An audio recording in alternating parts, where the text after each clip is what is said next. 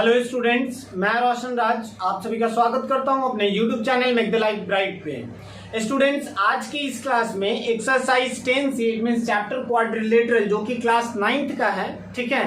इस एक्सरसाइज के अंतर्गत क्वेश्चन नंबर 3 और 4 इस वीडियो में देखेंगे। तो चलिए क्वेश्चन नंबर 3 को सॉल्व करते हैं, ठीक है। और क्वेश्चन नंबर 3 आपको साइड में दिख रहा होगा, ठीक है।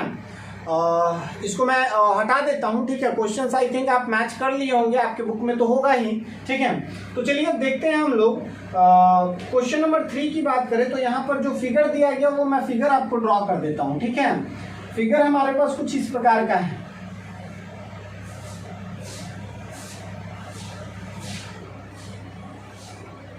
ठीक है, ये है। और यहाँ पर एक मिड पॉइंट जो ड्रॉ किया गया है A B, this one is C and this one is D, ठीक है। ये हमारा ई है और ये हमारा क्या है, एफ है, ठीक है।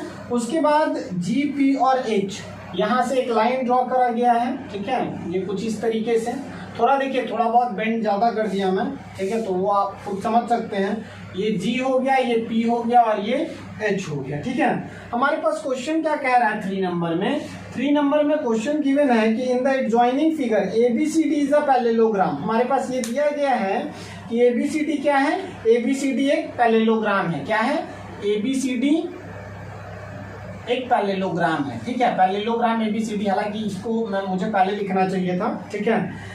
In which E and F are mid point, ये दोनों क्या है, ये और ये मिड पॉइंट है, ठीक है। तो आई थिंक यहाँ तक आपको समझ आ गया होगा। तो देखिए सिंपल सा बच्चों का कमेंट क्या आता है ना कि सर कैसे पता करें कि क्वेश्चंस में करना क्या है, या फिर करना क्या है ये तो सर गिवन होता है, लेकिन कैसे सॉल्व करें, ये कैसे थिंकिंग करें। तो चलिए इस क्वेश्चन को बस मान के चलिए कि मैं भी एक 9th का स्टूडेंट हूँ, हालांकि मैं नहीं हूँ, आप लोगों से करीबन मैं 6-7 साल सीनियर हूँ क्लास के अकॉर्डिंग, ठीक है। मैं भी एक स्टूडेंट हूँ, कोई दिक्कत नहीं, ठीक है। तो कैसे थिंकिंग करेंगे ये चीज को भी मैं क्लियर कर देता हूँ आपको, ठीक है। तो सबसे पहले ये तो पता चला ई और एफ क्या है, ये मिड पॉइंट है। तो यहाँ से माइंड में आया होगा मिड पॉइंट थ्योरम, हालांकि अभी आगे देखते हैं। ऑफ ए बी का ई मिड पॉइंट है और डी सी का एफ है, ठीक है। If G H is a line segment that cut A D EF and BC at GPH, मतलब ये G, P और H पर कट कर रहा है, AD, EF और, ठीक है, यहाँ तक क्लियर है। अब देखिए तो आगे की ओर बढ़ते हैं, ठीक है। तो अगर आगे हम देखें तो हमें क्या शो करना है, proof that GP is equal to GP, हमें प्रूफ करना है GP is equal to PH। बहुत सिंपल सा क्वेश्चन है, हमें ये शो करना है कि ये जो GP है ना वो PH के इक्वल है। तो थोड़ा सा थिंकिंग आप करिए पहले कि हम कर क्या सकते हैं। तो देखिए तो इसको अगर हम यहाँ पे मिड पॉइंट थ्योरम लगाएं, तो पहले तो मिड पॉइंट थ्योरम के अकॉर्डिंग सोचने का प्रयास करते हैं। तो क्या मिड पॉइंट थ्योरम लगाएं तो क्वेश्चन आप या तो आप इसको ऐसे करके मिलाइएगा, तो मिलाने से भी कोई फायदा होने वाला नहीं है, ज्वाइन करने से भी कोई फायदा होने वाला नहीं है। दूसरा आपके पास इंटरसेप्ट थ्योरम है। इंटरसेप्ट थ्योरम में क्या पढ़े थे कि अगर 3 लाइन पैरेलल है, अभी ये पैरेलल गिवन नहीं है लेकिन हम अभी प्रूफ कर देंगे, ठीक है। AD, EF और BC, ये अगर तीनों पैरेलल हैं और ये अगर मिड पॉइंट है, मतलब AE is equal to EB है, और अगर ये तीनों पैरेलल है और ये दोनों इक्वल है, मतलब ये दोनों भी इक्वल होगा। इंटरसेप्ट थ्योरम यही ना कहता है। तो आई थिंक यहाँ पर इंटरसेप्ट थ्योरम लगा दे तो हमारा काम हो जाएगा, ठीक है। तो यहाँ से माइंड डेवलप किए, मतलब थोड़ा थिंकिंग करें और मिड पॉइंट थ्योरम को खत्म किया और इंटरसेप्ट थ्योरम यहाँ पर अप्लाई किए, ठीक है। तो देखिए हमें ये शो करना पड़ेगा कि ये तीनों लाइन पैरेलल है। हमारे पास 2 तो पैरेलल दिया गया है। देखिए ABCD अगर पैरेललोग्राम है तो जाहिर सी बात है AB पैरेलल, AB किसके पैरेलल होगा, DC के, एंड AD पैरेलल BC। और अच्छा पैरेलल तो है ही, और उसके साथ साथ opposite side are parallel and equal होता है पैरेललोग्राम में, तो इक्वल भी होगा। और BD जो DC के है तो AB जो पैरेलल है DC के, तो AB is equal to DC भी होगा, एंड दूसरा क्या, AD is equal to BC होगा, ठीक है। यहाँ तक आई थिंक समझ गए। अब देखिए तो ये मिड पॉइंट दिया गया, मैं डायरेक्टली थोड़ा सॉल्व करता हूं, ठीक है, क्योंकि बहुत लंबा फिर लंबी वीडियो हो जाएगा, ठीक है। तो E और F, ई और एफ दोनों मिड पॉइंट है, मतलब कि देखिए सिंपल सा आप समझिए, थोड़ा सा मैं समझा ही देता हूं। अगर A B is equal to D C है तो ए बी को हम क्या लिख सकते हैं, ए ई प्लस ई बी, और वो डी सी के इक्वल है, मतलब D F that is equal to मतलब डी एफ प्लस ये क्या हो जाएगा, एफ सी, ठीक है। और डी एफ ये मिड पॉइंट है तो डी एफ किसके इक्वल, सी एफ के, तो हम यहाँ लिख सकते हैं D F plus D F. F C के जगह पे ये एफ सी जो है वो डी एफ के इक्वल ही होगा ना, because F is the mid point of D C. और इधर में हम क्या लिख देंगे, ए ई प्लस ई बी के जगह ए ई, मतलब कि twice of A E that is equal to twice of D F, मतलब कि हमारे पास जो रिजल्ट निकला A E that is equal to D F, मतलब ये इसके इक्वल निकल गया। और पैरेलल भी है, and also parallel, and A E is parallel to D F because A B is parallel to D C. और ऐसा कंडीशन है तो हम लिख सकते हैं ए ई जो है ए ई एफ डी इज और पैरेललोग्राम, और पैरेललोग्राम है तो ये दोनों पैरेलल हो जाएगा, मतलब कि यहां से हम क्या लिख सकते हैं कि A D is parallel to E F. और ठीक है, और यहां पर हम क्या लिखे थे, देखिए ए डी जो है ई एफ के, और ये जो हम लिखे थे इन दोनों के अकॉर्डिंग देखिए यहाँ पर इक्वेशन 1 भी अगर हालांकि मेंशन कैसे करें, यहाँ पे फिर 1 2 3 ऐसे करके करना पड़ेगा, तो यहाँ पे ही मैं लिख देता हूँ and AD is parallel to क्या, AD किसके पैरेलल है, BC के। तो फ्रॉम दीज टू इक्वेशन, इसको 1 और इसको 2 मान लेते हैं, तो फ्रॉम 1 and 2 से हम क्या लिखेंगे, AD parallel to EF parallel to BC, ये तीनों पैरेलल हो गया ना। और पैरेलल के साथ साथ ये लिखा गया है कि E इज मिड पॉइंट, ठीक है। अब यहाँ पे आइए, यहाँ पे इंटरसेप्ट थ्योरम यूज करते हैं, AD parallel to EF parallel to BC and AE is equal to EB। तो हम यहाँ से लिख सकते हैं कि GP जो हमें प्रूफ करना है कि GP that is equal to PH by intercept theorem, ठीक है। तो आई थिंक ये आपको क्लियर हो गया होगा, कोई दिक्कत नहीं हुआ होगा। बहुत सिंपल सा क्वेश्चन है, थोड़ा बहुत इंटरसेप्ट थ्योरम देखिए, अगर आप नहीं पढ़े हुए हैं तो इंटरसेप्ट थ्योरम जरूर आप देखें एक बार, ठीक है। इंटरसेप्ट थ्योरम आपके लिए बहुत ज़्यादा जरूरी है, और इंटरसेप्ट थ्योरम का लिंक आपको इस वीडियो के डिस्क्रिप्शन में मिल जाएगा, ठीक है। तो वहां से भी आप जाकर के इंटरसेप्ट थ्योरम को एक बार देख सकते हैं, ठीक है। और इट में भी कि आज से फिर कंटिन्यू वीडियो अपलोड किया जाए, ठीक है, क्योंकि मेरा अभी एग्जाम है तो एग्जाम का डेट फिर से एक्सटेंड हो गया, तो मैं बीच में वीडियो बनाना छोड़ दिया था, लेकिन डेट एक्सटेंड हुआ तो फिर से मैं कंटिन्यू करता हूँ। फिर अगर एग्जाम आएगा तो मैं 15 से 20 दिन छोड़ूंगा ये काम, ठीक है, क्योंकि टाइम थोड़ा इसमें लगता है, और मेरा स्टडी खुद का, आप खुद भी अगर आप स्टूडेंट हैं तो ये चीज़ समझ सकते हैं कि आपके लिए आपका सबसे पहला प्रायोरिटी पढ़ाई होना चाहिए, ठीक है। अब हम लोग को क्वेश्चन नंबर 4 देखते हैं। 4 नंबर क्या दिया गया है, 4 नंबर हम पहले फिगर बना लेते हैं।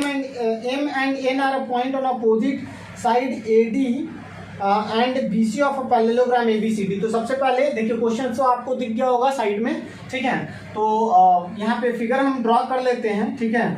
फिगर ABCD एक पैरेललोग्राम है, तो ABCD हम ड्रॉ कर लेते हैं पैरेललोग्राम।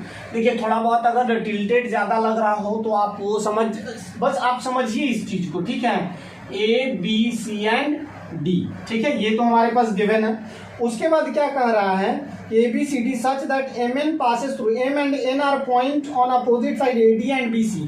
तो ये M है और ये N है, ठीक है। यहाँ तक आई थिंक आपको क्लियर हो गया होगा, ठीक है। passes through the point of intersection, MN passes through the point of intersection of its diagonal AC and BD। अच्छा, तो AD and AC and BD, ये देखिए ये कहाँ से पास कर रहा है, तो ये इंटरसेक्शन, ये मतलब डायगोनल के इंटरसेक्शन पॉइंट से MN पास कर रहा है, ये गिवन है। मैं फिर से एक बार क्वेश्चन समझा दे रहा हूँ। दिया है कि ABCD एक पैरेललोग्राम है जिसके अपोजिट साइड AD और BC पर M और N पॉइंट है। हालांकि ये मिड पॉइंट दिया है, ये ऐसा कुछ मेंशन नहीं है, ठीक है, बस ये कहा है कि पॉइंट है, ठीक है। और ये जो लाइन है ये कहाँ से पास कर रहा है, MN, तो ये दोनों डायगोनल मतलब AC और BD के इंटरसेक्शन पॉइंट से पास कर रहा है, तो मैंने पास करा दिया, ठीक है। हमें क्या शो करना है, हमें शो करना so that MN bisect O, MN bisect at O, मतलब ये बाइसेक्ट हो रहा है MN, ये O हम मान लेते हैं, तो MN बाइसेक्ट्स एट। देखिए सबसे पहले तो अगर कोई भी हम प्रूफ करते हैं ना, तो प्रूफ का स्टेटमेंट जैसे देखिए सबसे पहले गिवन लिखेंगे, तो गिवन आप जो भी गिवन लिखेंगे वो क्वेश्चन के अकॉर्डिंग लिखेंगे। क्वेश्चन में क्या दिया गया, तो ABCD is a parallelogram in which 2 point M and N which lie on AD and BC and passes through the intersection point of its two diagonal। इस तरीके से आप लिख लेंगे, मैं उतना लिखूंगा नहीं, ठीक है। आपको मेरा समझाना उद्देश्य है, ये नहीं कि छपवाना उद्देश्य है, ठीक है। सिंपल से आप समझ सकते हैं, बस आप समझने का प्रयास कीजिए। अब देखिए गिवन के बाद हमें क्या लिखना होता है, टू प्रूफ। हमें प्रूफ क्या करना है, टू प्रूफ में हम लिखेंगे MN बाइसेक्ट्स एट O, ठीक है। MN बाइसेक्ट्स एट O, या फिर आप लिखिए MO is equal to NO। ये भी इसका मतलब वही ना, अगर आप MO और NO बराबर सिद्ध कर देते हैं, ठीक है, प्रूफ कर देते हैं, ठीक है। वैसे मैं हिंदी और इंग्लिश दोनों में कंफर्टेबल हूँ, ठीक है। तो MO और NO अगर ये दोनों बराबर कर देते हैं तो हमारा काम हो जाएगा, यही ना करना है। तो चलिए इसके लिए हमें कुछ अगर कंस्ट्रक्शन करना होता है तो कंस्ट्रक्शन करते हैं, अदरवाइज कंस्ट्रक्शन अगर नहीं करना है तो डायरेक्टली सॉल्व करते हैं, ठीक है। तो यहाँ से हम प्रूफ करते हैं, ठीक है, क्योंकि हमें यहाँ पे कंस्ट्रक्शन की आवश्यकता नहीं है, ठीक है। तो आई थिंक ये आपको समझ आ रहा होगा। अब देखिए प्रूफ में क्या करेंगे, हमें ये शो करना है कि ये और ये इक्वल है, तो अगर ये दोनों ट्रायंगल को कॉन्ग्रुएंट कर देंगे तो हमारा काम हो जाएगा ना। देखिए सिंपल सी बात है, यहाँ पर मिड पॉइंट भी नहीं दिया गया तो मिड पॉइंट थ्योरम नहीं लगेगा। कहीं M और N मिड पॉइंट कोई भी एक देता तब ना, या फिर पैरेलल अगर कहता है कि MN is parallel to AB तो मिड पॉइंट वाला थिंकिंग भी करते हैं, सोचने का प्रयास करते हैं। इंटरसेप्ट भी नहीं लगाना है क्योंकि पैरेलल वगैरह का कंडीशन नहीं है। तो दूसरा कंडीशन हमें ये प्रूफ करना इक्वल जब भी प्रूफ करने की बात करें ना, तो एक बार माइंड में कॉन्ग्रुएंसी वाला रूल जरूर लाइएगा। मैं फिर से रिपीट कर रहा हूं, अगर जब भी इक्वल प्रूफ करने के लिए कहें तो आप एक बार कॉन्ग्रुएंसी को जरूर लगा करके देखिएगा कि अगर उससे बने तो ठीक है, और नहीं बने तब फिर दूसरा थिंकिंग करना है, ठीक है। तो ये दोनों को कॉन्ग्रुएंट कर देते, तो कॉन्ग्रुएंट बड़ा सिंपल तरीके से हो जाएगा। ये इसके इक्वल वर्टिकली से, ये जो होगा अल्टरनेट से, और ये दोनों क्या होगा इक्वल, क्योंकि पैरेललोग्राम का जो डायगोनल होता है बाइसेक्ट ईच अदर होता है, ठीक है। तो ये OA और OC ये बराबर होगा, ठीक है। तो ये दोनों कॉन्ग्रुएंट हो गया, तो CPCT से MO is equal to NO।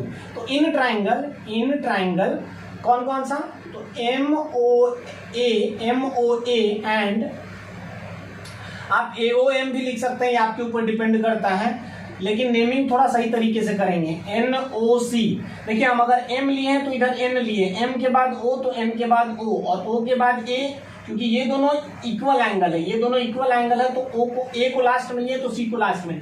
देखिए अब यहाँ पर आपके मन में ये भी आ रहा होगा कि क्या सर हम ये लिख सकते हैं triangle AMO that is congruent to, मतलब कॉन्ग्रुएंसी जब प्रूफ करेंगे तो MOC, क्या ये पॉसिबल है, तो ये पॉसिबल नहीं है, ठीक है। AMO अगर लिखेंगे कॉन्ग्रुएंट के लिए तो AMO तो हम लिखेंगे यहाँ पर CNO, ठीक है, इस तरीके से। तो नेमिंग बहुत ही ध्यान पूर्वक करना है। हालांकि ट्रायंगल जब रिप्रेजेंट कर रहे हैं तो किसी भी तरीके से लिख सकते हैं, लेकिन कॉन्ग्रुएंसी का कंडीशन अगर आपको यूज करना है ना तो ट्रायंगल का नेमिंग प्रॉपर तरीके से करेंगे, ठीक है। तो ये चीज आपको ध्यान देना होगा। अब चलिए आगे बढ़ते हैं, तो इसको हम लोगों को कॉन्ग्रुएंट करना है।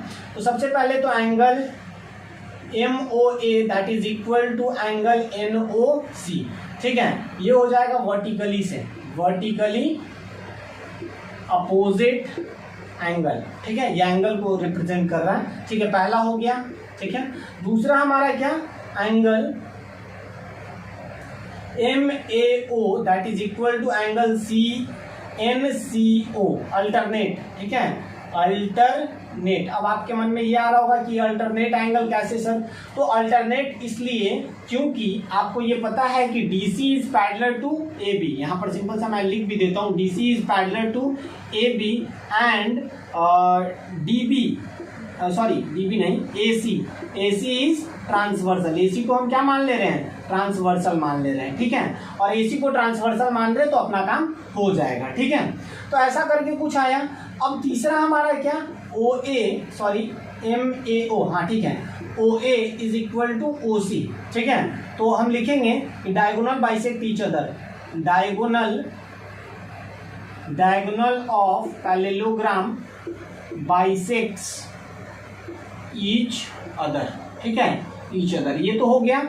तो अब यहां से हम लिख सकते हैं कि triangle MOA is congruent to triangle NOC, किस कंडीशन से, तो ASA लगाएंगे, ठीक है। और अगर ये कॉन्ग्रुएंट हो गया तो हम लिख सकते हैं, क्या लिख सकते हैं कि OM या MO, ठीक है, जो भी आप लिखें, मैंने यहाँ पे MO लिखा है, तो MO is equal to NOC PCT से, ठीक है। तो आई थिंक आपको ये समझ आ गया होगा, और आपको इस वीडियो से कुछ भी सीखने को मिले तो प्लीज वीडियो को लाइक करें, चैनल को सब्सक्राइब करें, ओके। तो फिर नेक्स्ट क्लास में मिलते हैं, नेक्स्ट वीडियो में मिलते हैं, ओके। गुड बाय, जय हिंद।